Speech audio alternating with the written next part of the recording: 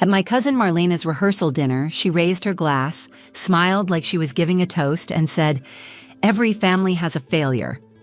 Ours is her." She pointed right at me. People laughed. I looked around the table. Her bridesmaids giggled behind champagne flutes. Her fiancé Todd smirked like it was just another harmless joke. Even my own mother gave a tight smile like she didn't want to seem uptight by not playing along. I kept my face still.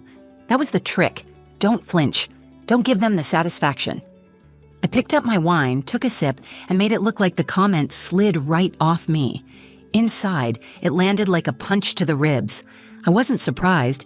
Marlena had been pulling stunts like this for years, poking at me, dressing it up as just teasing, then hiding behind a crowd that always let her get away with it. Ever since we were kids, I was the one who didn't fit, the one who didn't go to college, didn't wear pastels at Easter, didn't smile wide enough in photos, the one who enlisted in the army instead of joining her sorority. They didn't care when I came home last year. No welcome sign, no phone call, not even a text. It was like I'd failed quietly in a way that made them all feel better about themselves. Like being different was something to be ashamed of. And tonight, I was just a prop in Marlena's perfect little event, another joke to toss out between courses. But then the front doors opened. Heavy wooden doors, wide and slow, creaked open behind us. At first, no one looked, but I heard it. Boots on tile, the clink of metal, the sound of someone walking with purpose. The room quieted just enough for a few heads to turn. A man in uniform walked in, full army dress blues, polished shoes, clean cut, squared shoulders, a folder tucked neatly under his arm. He scanned the room calmly, then walked toward the head table where Marlena and Todd sat under strings of fairy lights. Thought maybe he was here for me. I stood up slightly. He didn't even look at me. He stopped at the microphone, tapped it once, then spoke in a firm, professional tone. "Apologies for the interruption. Is the bride present?" The room went still. Marlena froze. Yes, that's me." The man nodded. "Miss Marlena Vale, we need to speak with you regarding your other marriage." At first, no one reacted. It was like the words didn't make sense, like our ears hadn't caught up to what we were hearing. Then the meaning hit. I saw Marlena's eyes widen. Todd slowly turned his head toward her. "You're what?" he asked. Marlena's mouth opened, but no sound came out. She looked pale, like her foundation couldn't keep up with the heat rising under her skin. The officer turned to Todd. "She is currently still legally married to Corporal James Ridley. We have documentation on file. That marriage has not been annulled or legally dissolved." Forks hit plates. Someone gasped. Chairs shifted. The sound of breath being held filled the room. And in that moment, I didn't have to say a word. I didn't have to defend myself or explain who I was, or why I'd been gone, or why I didn't wear heels or makeup or post photos in matching satin robes with 10 other bridesmaids. I just sat back down, set my glass on the table, and watched the woman who'd spent years calling me the family failure finally have to explain herself. I hadn't planned to attend Marlena's wedding. Not the rehearsal, not the ceremony, none of it. I deleted the invitation when it first arrived. I didn't need another reminder of where I stood in this family. But then my younger brother, Jace, called. "You should come," he said. "You've been gone for years. Just show your face, eat the free food, and go home." He was trying to make it sound simple, like showing up wouldn't cost me anything, but I knew what I'd be walking into. My cousin Marlena's wedding wasn't going to be a family event. It was going to be a performance. And I was going to be cast in a role I didn't choose. I got back from my last deployment 10 months ago. I served 5 years in the Army. 2 tours, the kind of time that changes your entire concept of noise, sleep, hunger, and what it means to be okay. But to my family, I wasn't a soldier. I was the girl who didn't finish college, the one who ran off instead of settling down, the one who came home quiet, plain, a little too serious for their taste. I moved into a small apartment outside Boston and started working at a veterans services office. Nothing fancy, just helping people fill out paperwork, navigate housing options, stay off the street. It gave me purpose. Not once did anyone in my family ask me about it. My mother, Karen, told people I was getting back on my feet, as if I'd tripped. My father, Doug, kept trying to connect but mostly ended up saying the wrong things. "Marlena's doing great," he'd mention in every conversation as if her success was a map I had refused to follow. And then there was Marlena herself. She and I used to be close. When we were little, we played together constantly. She was wild and dramatic. I was quieter. She told me secrets. I kept them. That changed when we got older. Somewhere between middle school and prom, I became someone she used to tolerate. She discovered popularity. I discovered solitude. She moved toward spotlight. I drifted into the background. By the time I left for basic training, she barely acknowledged me at family gatherings. She called it Emily's phase. The last time we were in the same room before the wedding was my grandfather's funeral. She spent more time talking about the catering than the man in the casket. So when Jace asked me to come to the rehearsal dinner, I hesitated. He was my only sibling, the only one who didn't treat me like a stranger in my own family. He looked up to me when we were kids. Still did, I think. I owed him at least one night. The dinner was at a lakeside venue about an hour from our hometown. White lights wrapped around the trees, glass lanterns floating on the water, tables arranged in perfect symmetry with centerpieces that looked like they cost more than my rent. I showed up in a black dress, simple, pressed, modest. I kept my hair down. No makeup. I didn't want to be noticed, just present. Enough to say I came. Inside, Marlena looked like a magazine cover. Hair curled into waves, lips painted wine red, a diamond that screamed for attention even when her hand was still. She was surrounded by bridesmaids in dusty pink, and Todd, her fiancé, stood next to her like a proud accessory. When she saw me, her smile shifted. Not wide, not warm, just enough to make sure the photographer didn't catch anything off. She came over, hugged me like we were friends. "Emily, wow, I can't believe you came. I told everyone you were too busy climbing mountains or, I don't know, fixing tanks." "I'm working at a veterans center," I said. She blinked like I'd spoken a different language. "Oh, that's nice." She turned to introduce me to Todd. He shook my hand and gave me the same smile people reserve for waitstaff and Uber drivers. Friendly, hollow. I took a seat at the table near my parents. My mother greeted me with a, "You look tired, dear." My father gave a firm nod, then started talking to the man next to him about property taxes. I sat beside Jace, who leaned over and whispered, "You're doing great. Just breathe through it." I didn't want to be there, but I was. I'd shown up. I thought maybe that would be enough. I didn't know it yet, but that night would be the last time anyone in my family saw Marlena the way they used to, and it would be the first time they saw me at all. Dinner started like every other family event, polished on the surface and tense underneath. Servers floated between tables with trays of wine and hors d'oeuvres. Marlena's voice carried over the soft music as she laughed too loudly at her friends' stories. Her fiancé Todd stood close, nodding like he was always in on the joke, even when he wasn't listening. I sat between Jace and a cousin I hadn't seen since middle school. He talked about stock trading. I nodded politely. My eyes kept drifting back to Marlena. She was performing, the way she always did, making everything about her look effortless. People leaned in when she spoke, laughed harder than they needed to, and smiled too long after the joke ended. When the speeches began, her father, my Uncle Henry, stood up first. He thanked everyone for coming, welcomed Todd's family with a joke about surviving the bridezilla phase, and toasted to the couple's future. There was laughter and clinking glasses. Then Marlena's maid of honor spoke, then one of Todd's brothers. Sweet, boring, predictable. Then Marlena stood up. She didn't wait for applause or attention. She already had it. She held her glass with perfect posture and looked around the room like a queen addressing her court. "I just want to say thank you," she began, "to everyone here who's been part of our lives, especially the ones who've shown us what not to do." There were a few chuckles. She turned her eyes toward me, locked in. "Every family has that one person, right?" she said, her tone light, playful. "The one who didn't quite get it together? The one who still hasn't figured out who they are? In our case, well, she's sitting right there." She pointed. Her finger actually pointed at me. Laughter rolled through the room like a wave, light at first, then louder. The kind that grows because everyone's afraid to be the one who stays silent. I froze. My cheeks flushed hot. Not from embarrassment, but from restraint. I stared straight ahead, jaw tight, breath measured. Todd was grinning, nodding along. "Every family needs one," he added with a chuckle. "Keeps things interesting." More laughter. My mother laughed too, high-pitched and awkward, like she was trying to erase the discomfort. My father looked down at his napkin. Jace didn't laugh. He muttered something under his breath I didn't catch. My throat tightened, but I didn't speak. I didn't move. I just kept my eyes on my water glass, watching the condensation bead and roll down the side. I had faced worse. I had walked through heat that could blister skin.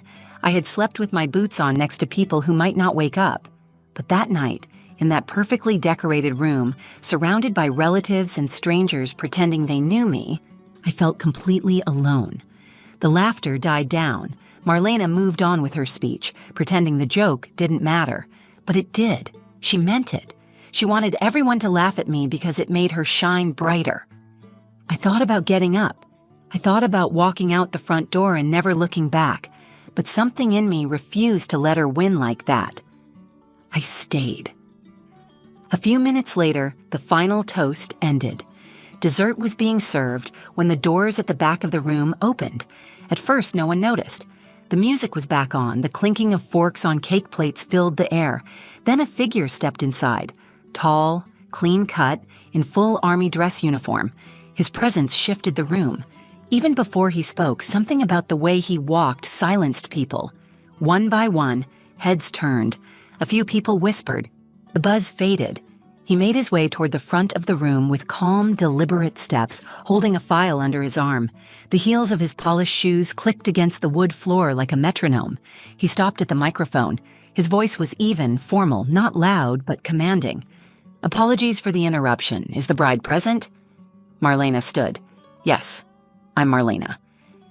"I need to speak with you," he said, "regarding your other marriage." The room fell into a silence so deep it felt physical. A vacuum. Todd turned his head slowly toward her. "What is he talking about?" Marlena didn't answer. Her lips parted, but no sound came out. The officer didn't flinch. "Miss Marlena Vale, you are still legally married to Corporal James Ridley. That marriage has not been legally dissolved. We have documentation on file. I have been instructed to inform you of this as part of a formal inquiry." People stared. Todd's parents were whispering now. My mother had her hand over her mouth, and my father sat frozen, eyes wide. Marlena's expression cracked. The mask slipped. She looked around like she was searching for a line, an exit, a way to explain herself. But the damage had already been done. I looked down at my plate. I hadn't touched my dessert. My stomach felt hollow and hard. She had tried to humiliate me, tried to put me in my place, and now her perfect world was unraveling in front of everyone. The room had fallen into complete silence, the kind you don't forget. Not the silence of a lull or an awkward pause, but the kind that swallows a space. People looked at each other, but no one knew what to say. The officer's words hung in the air. Marlena was still standing at the head table. She looked like a statue. Her fingers were clenched around the edge of her chair. Her chest rose and fell quickly, but she didn't say a word. Todd stared at her like she was a stranger. His parents looked embarrassed, maybe angry, maybe both. One of the bridesmaids whispered something that made another cover her mouth. I didn't move. I didn't need to. For once, I wasn't the one under the microscope. I didn't have anything to explain. I had come quietly, eaten my meal, stayed in my seat. I had shown up. That was it. And suddenly, that was more than enough. The officer handed Marlena a manila envelope. "This is a copy of the marriage certificate," he said. "You signed it 2 years ago in El Paso County. Until this is formally resolved, you are legally married under federal records. That creates potential legal implications for your current ceremony." Marlena took the folder with a shaky hand but said nothing. She couldn't look at anyone. Her lips pressed into a hard line as tears welled up, but she held them back. Todd finally spoke. "Is this true?" She still didn't answer. "I asked you a question," he said louder this time. "Is this true, Marlena?" "I forgot," she mumbled. "You forgot you were married." "It wasn't real," she said, her voice cracking. "It was for insurance. He was deploying. We never lived together. It didn't mean anything." Todd didn't say anything right away. He just looked down at the floor. Then he turned and walked away from the table, past the guests, past the photographer who had stopped snapping pictures. He didn't slam the door. He just disappeared through it. Marlena stood there alone. The officer gave a polite nod and walked out the way he came. Once he was gone, people began to stir again, whispering, looking around, standing up to clear their plates or take awkward trips to the bar. I sat still for a long time. Then I caught Jace's eye. "You okay?" he asked quietly. "Fine," I said. "You didn't know about this?" I shook my head. "Number, I wouldn't have kept it to myself if I had," he nodded, still watching Marlena. "Guess she finally outdid herself." I could have stood up then. I could have said something, asked if anyone still thought I was the family failure, asked if this counted as one of Marlena's flawless life choices. But I didn't. I didn't feel triumphant. I didn't need to rub it in. The truth had landed all by itself. I didn't have to do a thing. Instead, I stood up slowly, pulled my jacket over my shoulders, and looked at the door. Then I turned to my mom. She looked stunned, still sitting with a half-full glass of wine in her hand. "I'm heading out," I said. She blinked and looked up at me. "Emily, are you okay?" "I'm fine," I said. My dad stood too. "You don't want dessert?" "No." I turned to Jace. "You staying?" "For a minute." "Want me to drive you home?" "I've got my car." "Text me when you get back," he said. He gave me a quick hug. As I walked past the head table, Marlena sat slumped in her chair, staring at the papers in her hand. No one spoke to her. For once, she wasn't the center of attention. She was just another person who had made a choice and finally had to deal with the consequences.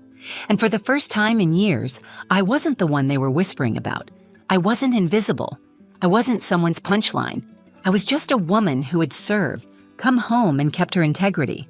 A woman who had survived more than anyone in that room could ever understand. I didn't slam the door either. I walked out quietly, calm, steady, and unbothered. And for the first time in a long time, I felt like I had nothing left to prove.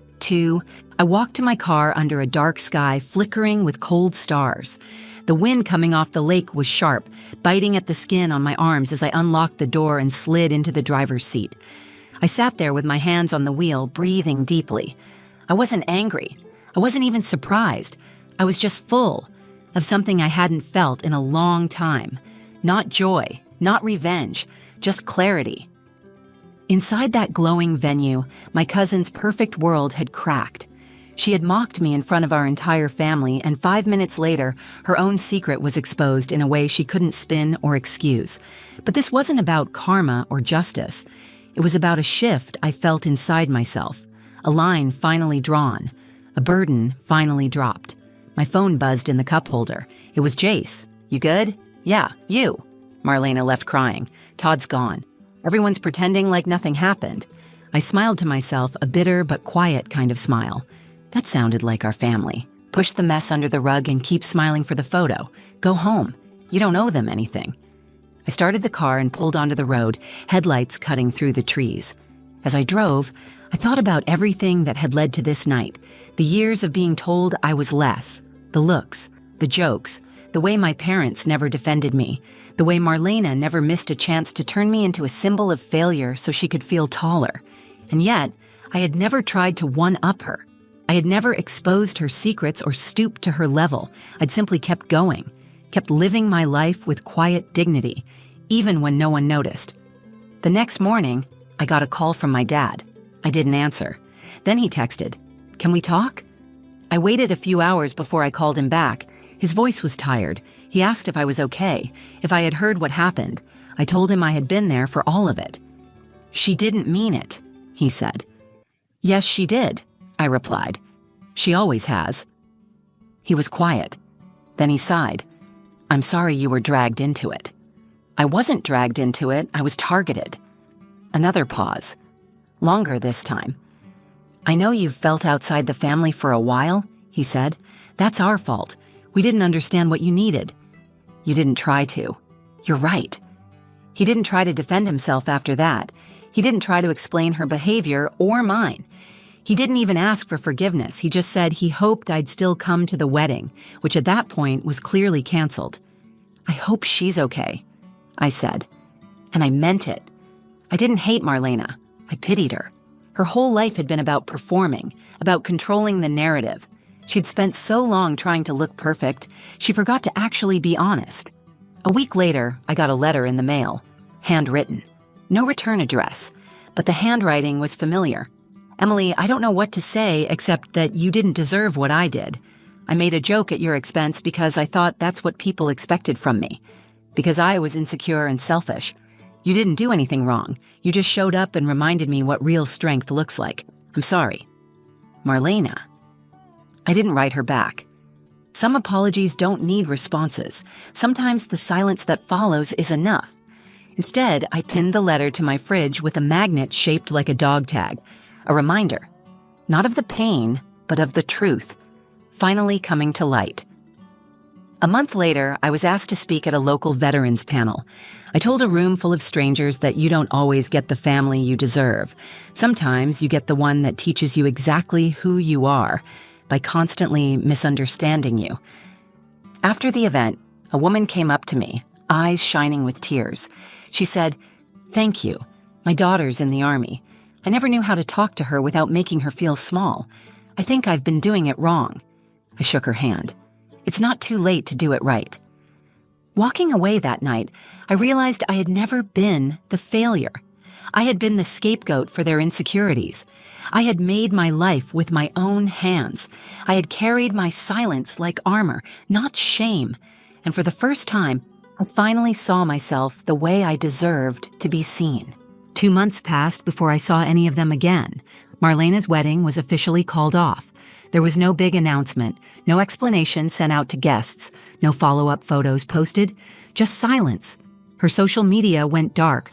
Her bridal website was deleted. As far as the family was concerned, it became one more thing we weren't supposed to talk about, something they hoped people would forget. But I didn't forget. Not because I wanted revenge, and not because I was holding a grudge. I remembered because for the first time something cracked wide open, and everyone had to sit in the truth. The next family gathering was my father's birthday. Smaller crowd, fewer distractions, no champagne toasts.